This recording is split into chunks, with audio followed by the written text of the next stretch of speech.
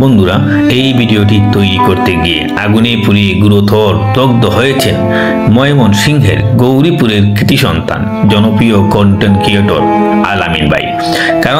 কারণ এই ভিডিওটি যে কোনো ভয়ানক মুভির কোনো ভয়ানক দৃশ্যকেও হার মানাবে। শুক্রবার একটি পুকুরে মাচা বানিয়ে আগুন পোয়াতে গোসলের চেষ্টা করেছিলেন তিনি। আর এটি একটি কন্টেন্টের অংশ হিসেবে তিনি প্রথমে পানিতে পেট্রোল ঢালেন, তবে নির্ধারিত পরিমাণ থেকে বেশি পেট্রোল ঢেলে ফেলায় আগুন তার নিয়ন্ত্রণের বাহিরে চলে যায়। মুহূর্তেই আগুনের তীব্রতা ছড়িয়ে পড়ে চতুর্দিকে। তিনি আগুনের তীব্রতা বুঝতে পেরেছিলেন, তাই তিনি মুহূর্তেই পানিতে ঝাঁপ দেন। তারপরও আগুনের লেলিহান শিকা থেকে তিনি রক্ষা পাননি। আলামিন ভাইয়ের শরীরের প্রায় 30 থেকে 40% পুড়ে গেছে।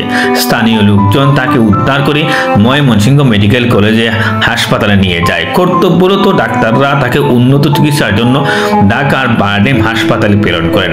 বারডেম হাসপাতালের চিকিৎসকেরা জানান, তারা তাকে সুস্থ করে তুলতে সর্বোচ্চ চেষ্টা তারা করবেন।